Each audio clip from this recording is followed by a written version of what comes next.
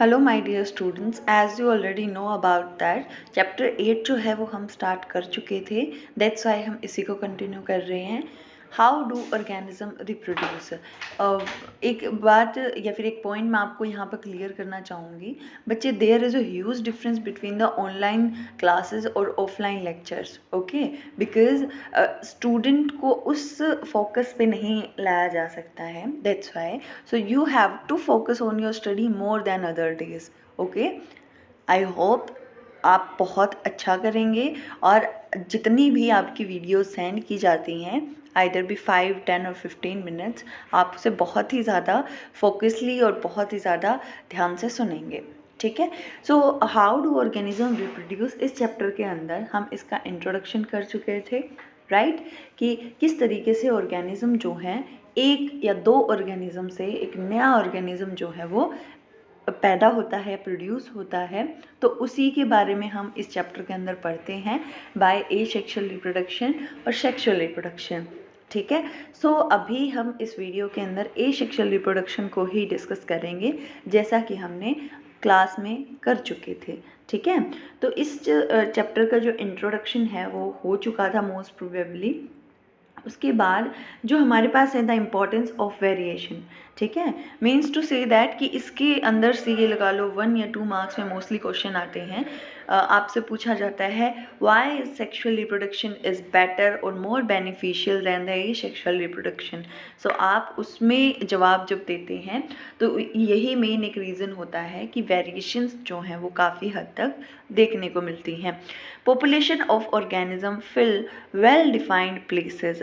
Populations किसी भी organism की एक पर्टिकुलर प्लेस और niches in the ecosystem using their ability to reproduce करने के लिए कोई भी ऑर्गेनिज्म या उनकी पॉपुलेशन जो है वो एक अच्छा माहौल, एक अच्छी जगह और एक अच्छा इकोसिस्टम जब उन्हें मिलता है तो उनसे उन्हें एबिलिटी मिलती है रिप्रोडक्शन करने की या रिप्रोड्यूस करने की।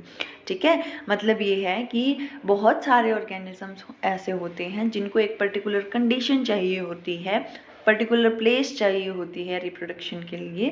The consistency of DNA copying during reproduction is important for maintenance of the body design features that allow the organism to use that particular niche. अब यहाँ निश क्या होता है ये आपने देखा होगा, 9th क्लास में मोस्टली आप पढ़ते हो हैबिटेट, इकोसिस्टम, एनवायरनमेंट, निश।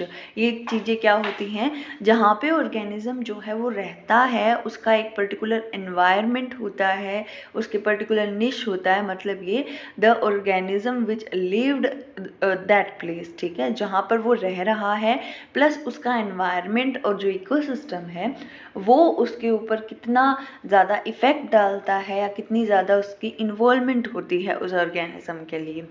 ठीक है। तो यहाँ पर क्या बोला गया, द कंसिस्टेंसी ऑफ डीएनए कॉपिंग, यानी रिप्रोडक्शन के अंदर एक बहुत इंपॉर्टेंट प्रोसेस होती है जिसे हम कहते हैं डीएनए कॉपिंग। डीएनए कॉपिंग जब होती है तो जब नेक्स्ट जनरेशन में कोई भी ऑर्गेनिज्म जो है प्रोड्यूस होता है, बेबी किसी भी ऑर्गेनिज्म का, तो उसमें जो डीएनए कॉपिंग प्रोसेस है उसके बाद उस बॉडी का डिज़ाइन और उसके फीचर्स तैयार होते हैं। तो डीएनए कॉपिंग बहुत इंपॉर्टेंट प्रोसेस है जो कि होती है बिफोर बर्थ, और उसके बाद जो है किसी भी ऑर्गेनिज्म का प्रोडक्शन होता है।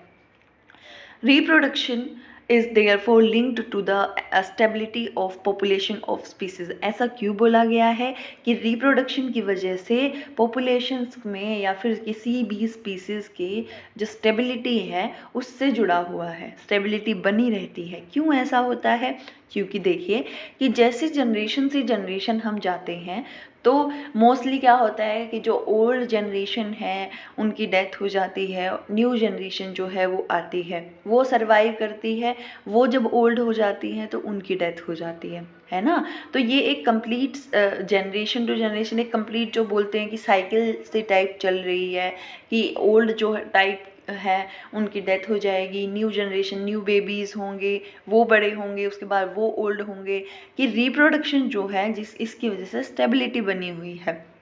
मान लीजिए कि कुछ पर्सन्स ऐसे हैं जो ओल्ड हैं और उनकी डेथ हो गई है, तो कुछ ऐसे भी तो हैं जिनके मतलब रिप्रोड्यूस रिप्रोडक्शन हुआ है और बेबी हुए हैं, है ना। तो एक दुनिया में जो स्टेबिलिटी होती है ऑर्गेनिजम्स की वो कायम रहती है। However niches can change because of reasons beyond the control of organisms. Niches can change because of reason beyond the control of organisms.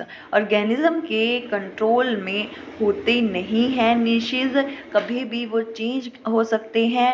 For example temperatures on the earth can go up और down, है ना। जैसे environment के अंदर क्या होता है, temperature कभी भी अप चला जाता है और कभी भी डाउन चला जाता है, तो that is not depends upon the organism.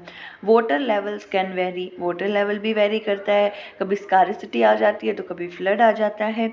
और there could be meteorite hits to think of a few examples. Meteorite यहाँ क्या होता है कि जैसे वो बोलते हैं ना कि जैसे उल्का पिंड टाइप जो धरती से टकराते हैं, लाइक ऐसी चीज़ें, ठीक है।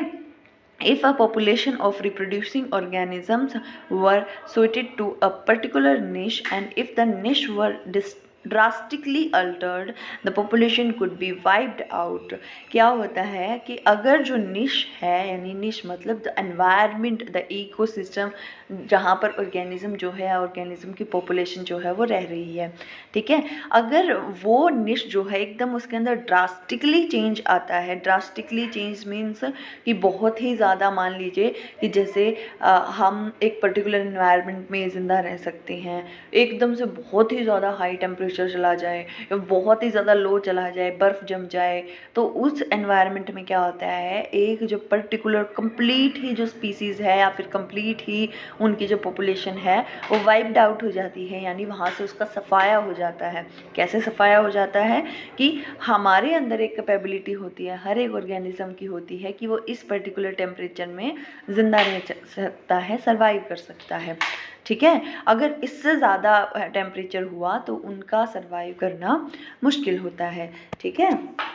After that however if some variation were to be present in a few individuals in these populations, there would be some chance for them to survive। अगर थोड़ा सा चेंज होता है, कुछ वेरिएशंस आते हैं, तो पॉपुलेशन जो है उसे मोस्टली टॉलरेट कर भी लेती है और उनके कुछ चांसेस होते हैं सर्वाइव करने के।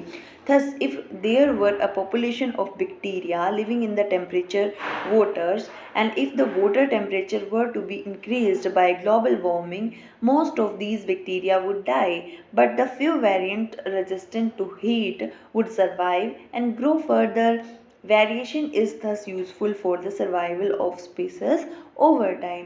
क्या मतलब है इसका बच्चे, इसका मतलब है कि कोई भी बैक्टीरिया, हम एग्जाम्पल के तौर पे ले रहे हैं, वो पानी में अगर रह रहा है, ठीक है, तो पानी में जो है एक पर्टिकुलर टेम्परेचर होगा, राइट, या तो पानी हल्का सा गर्म हो, यानी मान लीजिए कोई भी, यानी 20 या 30 किसी भी उस पर डिग्री पे टेम्परेचर हो, तो तब बैक्टीरिया जो है वो ज़िंदा रह सकते हैं। अचानक से ग्लोबल वार्मिंग की वजह से बहुत ज़्यादा बढ़ जाता है टेम्परेचर वाटर का, तो उसमें जो बैक्टीरिया वहाँ रह रहे थे वो मर जाएंगे, है ना, उनकी डेथ हो जाएगी।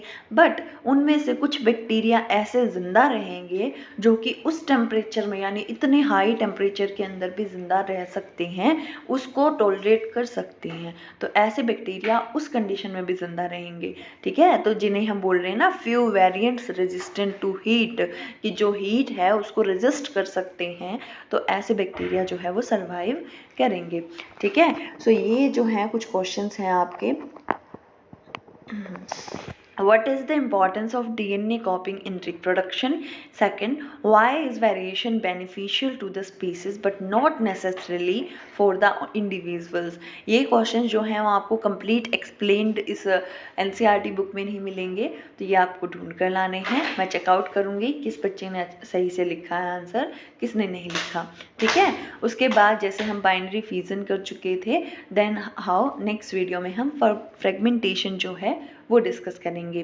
बच्चे जब आप वीडियो देख रहे होते हैं तो साथ में अपनी रफ नोटबुक और पेन साथ रखें, प्लस आप अपनी NCERT बुक साथ रखें, ताकि आप जो है कुछ भी अगर आपको याद ना रहे तो आप वीडियो को पॉज भी कर सकें, साथ में उसे लिख भी सकें, ठीक है। So thank you so much for watching this video.